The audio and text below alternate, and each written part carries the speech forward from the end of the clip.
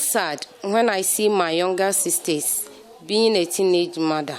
I know what it is and what they are passing through. Ernestina Kosuakwa was a victim of defilement and as a result got pregnant during her teenage years. Years after the incident, Ernestina has been able to put herself together to rally people that were in the same situation around she was years ago. Now, Team Preg Foundation have 400 teenage mothers, which 34 are in secondary schools in the central region, 22 are in basic schools, and 344 are in skills training. She's mobilized 400 teenage mothers whose vulnerabilities are putting them back in situations that would make them pregnant again and shatter their dreams. I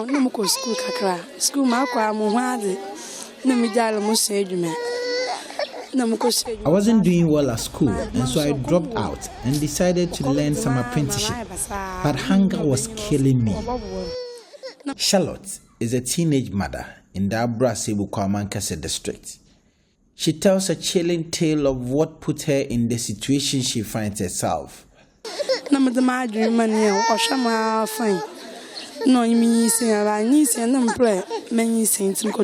then I got a guy who told me he would help me. I gave myself to him and he got me pregnant. But I decided to terminate the pregnancy. And thus went to buy a 70 Ghana CD drug to terminate it. I tried and tried, but I couldn't terminate the pregnancy. So I had no option than to give birth, and Team Preg Foundation came to my aid. The struggle for survival. Her colleague, teenage mother, Jennifer, shares her ordeal and why she desperately needs some skills to become independent. Obi 12 years up to 20 years. Yenyinsen yem bebre ne yenyinsen na yenya aboafo. Ebi wo no ma ye ma me nyipo ye ma me efim. Onya de bia ye mo fama bone nti na ye konyinsen yon. Onam ma ye bezinti. We are many here, and so we need your support. We are many. Some are 12 years up to 20 years. We all got pregnant, but we had no support. It isn't that we are bad girls. That is why we got pregnant. But what we will eat on a daily basis makes us give ourselves to men. Now we need your support as we have begun learning skills. Some have no parents, and their families don't even mind them. And so survival becomes our only option. And then men take advantage of us and get us pregnant. We need your help. On the streets of Abradunkau, I meet a 40-year-old girl who is just giving birth to her second child. The tales of these girls are endless. They need to eat and be taken care of.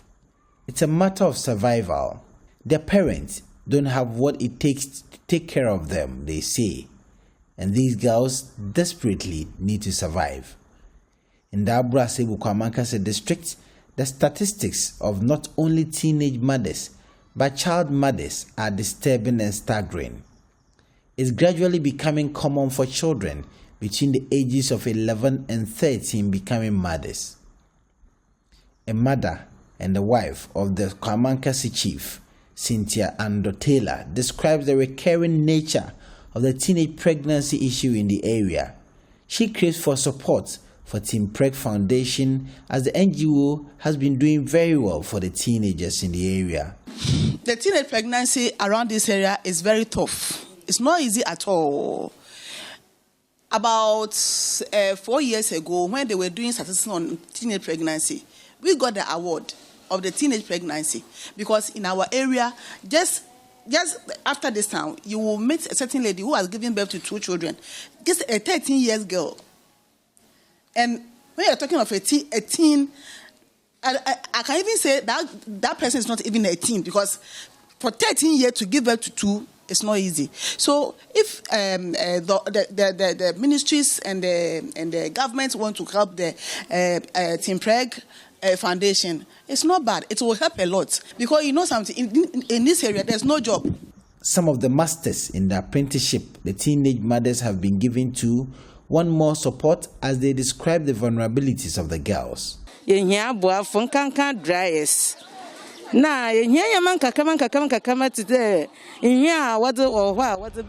some support for these girls. We also need some other things like hairs to practice. We need some hair dryers so the children will be equipped to learn the skills. MPs and other people should come to our aid. These children came with their children, and so they need support. Na za yen buanu odoso montum nkene nyina na za yerestrason de mofamadu. I have 10 children under me and they require some support. They need some sewing machines. Now it is 3 children to 1 machine and becomes difficult to support them in learning the skill. Machines be nyipe baasa na wo ho. Nsi so be hia de obia nya ne za obobo mo framban man za wo pede wo sua no we sua ne ye. Kwamankese Omahen Okakabin Aidan Ando the 10th is calling for support for Team Preg Foundation as the foundation is gradually changing the narrative in the area. It's what I can say is something that is uncontrollable. We of the Traditional Council have decided to give a land to any NGO who would like to help the traditional area to help us in a way of driving out such a thing. Team Preg is doing well. It's the only NGO we have in our district here. So we are also saying that if they need any help from any quarters, I believe they should also help them. Ernestina Kusiakwa is reaching out to individuals and benevolent organizations to lend her some support as she changes the song of these young ones. We are new NGO and also a local NGO, so we don't have the fund to support this teen initiative. So we are calling all the individuals, institutions, companies and NGOs to come to our aid to support these teenage mothers, else they will go back to where they come from. So now we have these 400 teenage mothers are under our care, Team Preg Foundation's care. For now, she farms to feed the girls and provide skills and other support for the girls.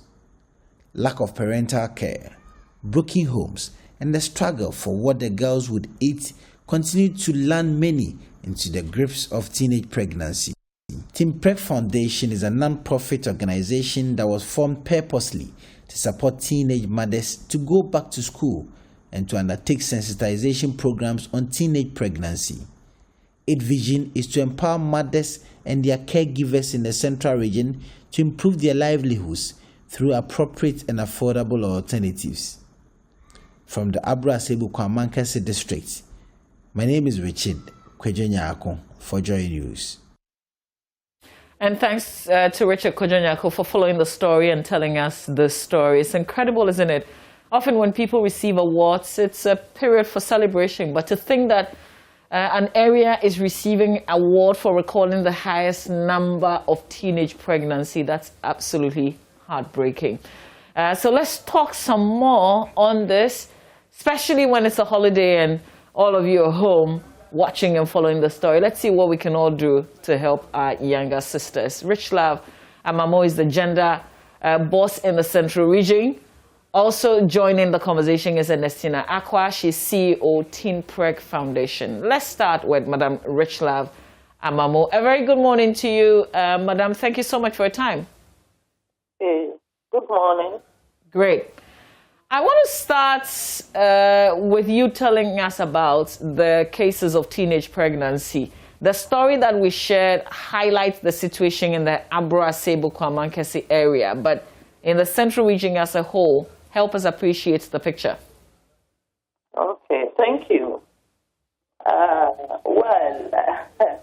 This issue came up when the regional breakdown of adolescent pregnancy of 2020 data was out.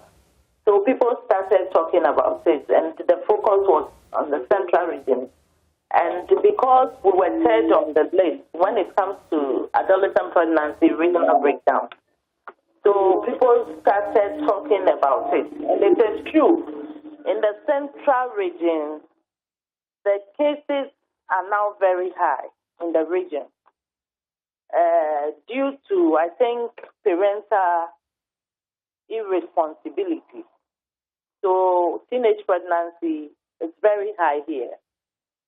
Most children in the communities said they provide for themselves basic needs. And when that happens, it forces them to engage in early sex. And when you start having sex, we all know you definitely get pregnant. So that is one of the challenges we are going through. And the second thing is cohabitation. Children moving to live with men. And when I say children, I'm talking about the adolescent girls or the girls, any person below the ages of 18 years. That moving to live with a man. And I think some parents also support their children in doing that because they get something small from the men. And when they live with the men for some time, they also get pregnant. And those cases are also recorded as adolescent pregnancy. So early child marriage is also high here, but we see that it's also cohabitation, very high in the central region. Poverty also plays an important role in all these things. So we are also trying to sensitize the general public about some of the things that contribute to that contributed to the high rate of adolescent pregnancy in the region. Mm. You know, it's interesting that the Central Region is noted for having, premium schools, and to think that in this same region there are a lot of girls who get themselves, who get pregnant. I appreciate how you've broken it down by way of why. So, in terms of the irresponsible parenting, what's the way out? Is there a way to get parents to be responsible for their children? Yes, that is what we are doing. As a department, we have established groups in some selected communities, and some districts that was sponsored by, and these programs were sponsored by UNFPA. The department established groups like COBNAC, that is Parents, Community Parent Network Advocacy Club groups. And these groups are groups formed to be sensitized. So what we do is we sensitize the group, we sensitize the parents on their children, adolescent sexual and reproductive health. We just want parents to have to give them requisite information about their children's sexual and reproductive health. And we also sensitize them on sexual and gender-based violence. We are also doing that, and parental responsibility. So that is what we are doing at the community level. And we also have the men and boys class as well. The men and boys class, that is MBAC. What we are doing is we are also educating the men and boys, sensitizing them on child marriage, gender equality, sexual and gender-based violence, and others, yes. Because we think it is the men, normally about 80% of the cases, the perpetrators are the men. So the men and boys. So I think it is important we focus on them as well. Okay. While we also engage the adolescent girls to know the importance of education, and we empower them. And also we are also empowering adolescent girls in the region to speak out. because some of the parents are shielding the perpetrators. When there are issues of defilement or rape, parents don't want to report these cases. Sometimes they settle it at the family level, which is rather making the work so difficult for us in the region. And I've started speaking on these issues on radio. Last week I was on some radio stations talking about the issue that the parents should allow us to do our work, because the law says any child below the ages of 16 years, if that child, anybody engage the child in sex, it's defilement, and that one, the law must take its course. But these parents will cover the whole act and settle it at their level. It's rather unfortunate. Absolutely. So I want to ask you, because it's not reasonable for a parent to say they will not take care of their children. So I'm sure people are perhaps wondering, what's the root cause of that? Is it poverty? Is it that the parents themselves don't have enough to take care of these teenagers, and that's why they are letting them be? Well, I will say it's not all the parents, some of the parents. Let's be using I think I have to be using the word some of the parents. I appreciate that. So, yes, some of the parents. I think some acts of ignorance. You know, when I say this, people are surprised I'm saying this. There are parents that are poor, but they still take care of their children. We've seen parents who are farmers, who are not even financially sound, but still took care of their children, and today their children are doctors and lawyers. Yes. So when a parent is behaving in that way, though there is poverty, we know poverty plays a role in all these things, but I don't want them to use that as an excuse, because you can also do other things to support the child. Even you as a parent, if you are saying you can't take care of the child, you can't do anything to support the child, then what can the child do? You see? Okay. They expose the child to so much danger. Absolutely. Okay, I want you to stay with me because thankfully there's Anesa who's doing some great work, and I want to engage her. She's joining us via Zoom. Anesa Akwa is CEO of Teen Prek Foundation. We've seen her in Richard Kojonyako's piece, where she's essentially taking care of some young girls. She joins us via Zoom. Hello there. Anesa, there you are. Good morning. Thank you for what you do. Hello, Anesa, can you hear me? Good morning, Anesa, if you can hear me.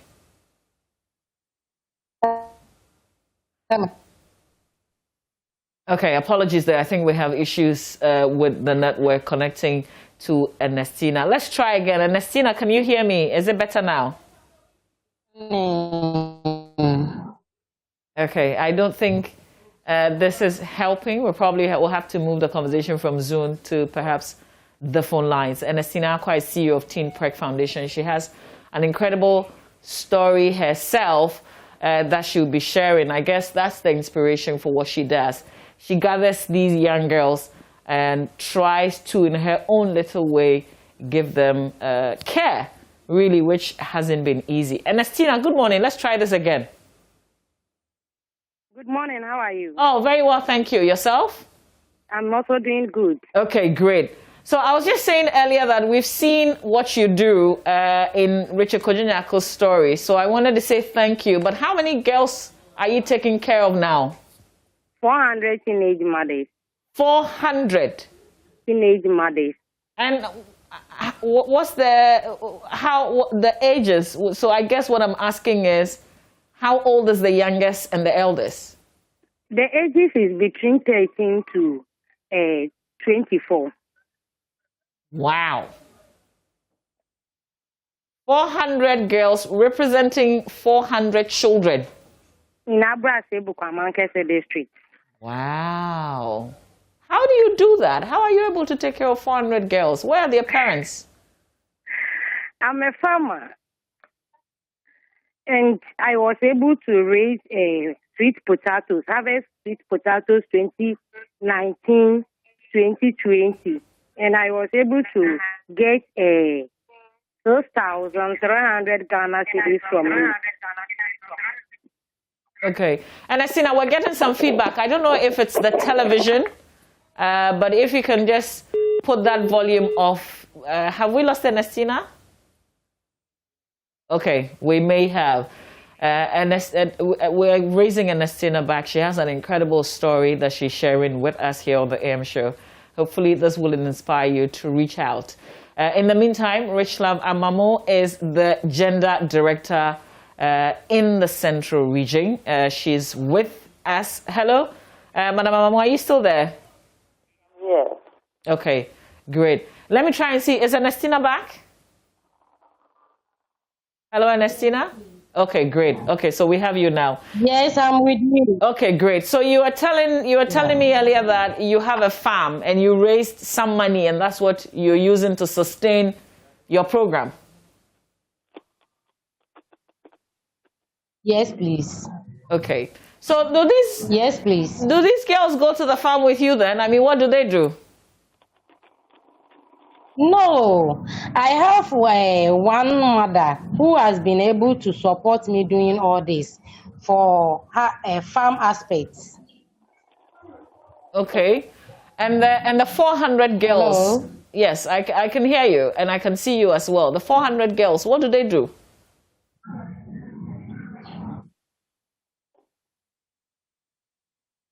17 are now in secondary school. 2020-2021 academic year in Abrase Bukwamankesi, and also we have 34 in basic schools, and the rest are in skills training, hairdressing, and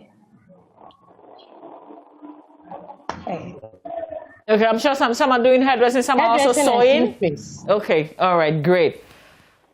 So there was a story of a 13-year-old who has 2 children. Do the girls that you have, do they have a child each, or some of them have more than one?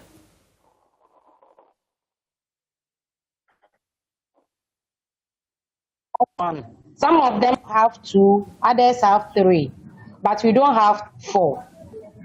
Wow. Have they been in your care and still gotten pregnant? No.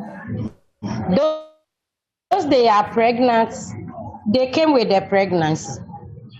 Incredible. They were pregnant before they came. Wow. So you have all these children taking care of children. Come again? No, I was just, trying to understand the fact that children are taking care of children because they are children. The girls are children, basically. Yes, they are children. They are very, very, very children.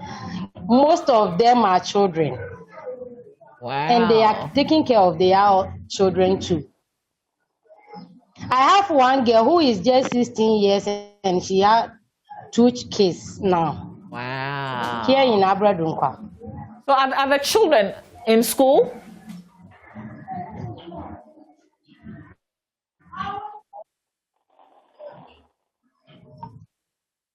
And Anesa, are the children in school? No. It's because it's because they don't have what they should have for themselves. They don't take their children to school. I have some of the girls, their children with. Oh, we need to take the conversation to the phone line so that we can have a better flow of this. And Anesa is helping us appreciate the situation is even bigger than I thought in Abra Sebu Kwamankese. But let me ask Madam Amamo, because she's still with me. How much of the Abra Sebu Kwamankese issue, do you know of, and what sort of intervention are you carrying forward to the area? Yes, thank you. I think even the highest in cases for. Hello. Hello. And Anesa, hold on for me, okay? Just hold on for me. I'll come to you briefly. For the first quarter of 2021, the highest we have so far is Asen North. That is Asen North. For 2021 first quarter, the highest teenage pregnancy is coming from the Asen North. You see? And with sorry, and what's the figure? Hello? And what's the figure? The figure is not stated here, but we have the percentage. That is okay. The percentage is 20.2%. 20.2. So that is the new one we have here. But when you talk about, when you are talking about, we have issues there. Last week, there was this case at that place that the child was raped and they settled the case at home. So I called the gender desk officer at the district to follow that case for me. So we are working on it, and because of the sensitization program, it's because parents are not aware of the law of the land. That is why some of them are engaged in such acts. And the children too need to be sensitized, need to be educated. You see, need to go through some education to know the importance of education so that they will stay away from early sex. That is what we are doing. Okay. We are working in line with the mandates of the ministry. We are trying to empower the adolescent girl child. You see, when they start to speak out, I think all this issue will be controlled. That is what we are doing. All right. Okay. Well, thank you very much for being with us and sharing.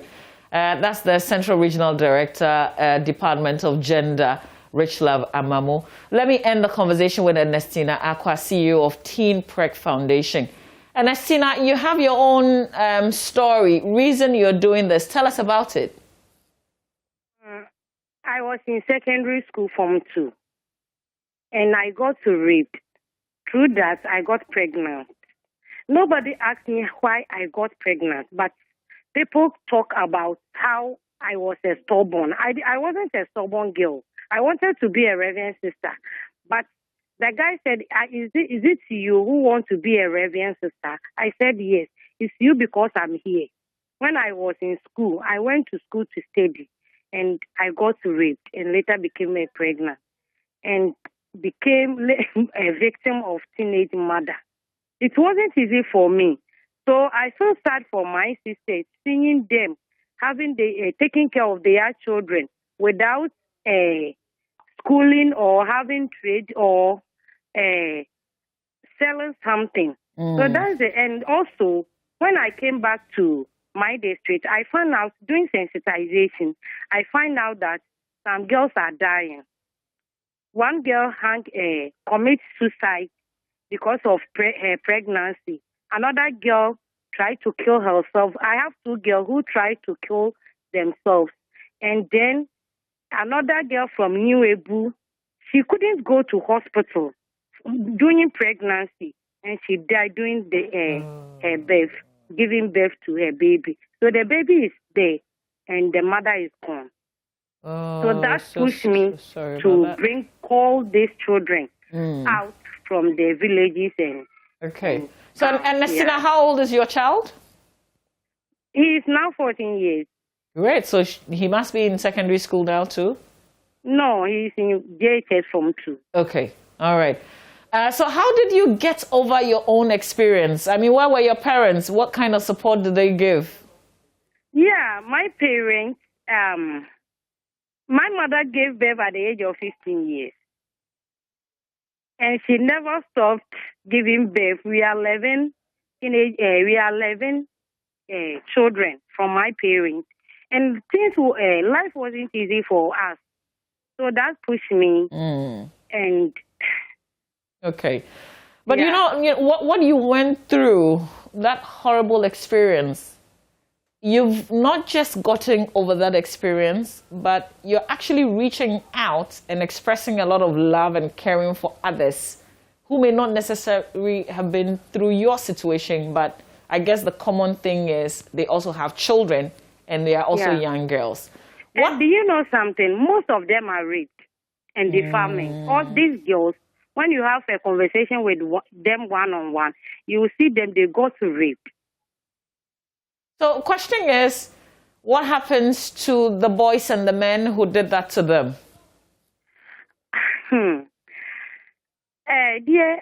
One of this story, we used to send them to social welfare, SRAG, jobs too, and all that. And the result was, let me say they are doing their best, but they need to do it more. Okay. Keep up. All right. That's all what I can say. Okay, great. Listen, before we leave, I know that you need some support. So what are your urgent needs? We need support to support these girls that they are in training now. Machines and things that they use to learn their skills. That's what we need.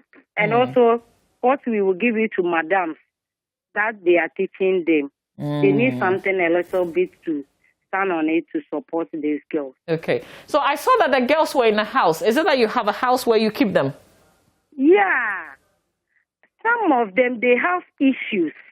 Some of them are not feeling well. Others are, unquote, stubborn girls. And those are stubborn are with me. Okay. And those their children are with them are with me. Okay. So are there some of the girls who live with their parents? No. They are all here. We discuss with them, madam. So they are with the madams.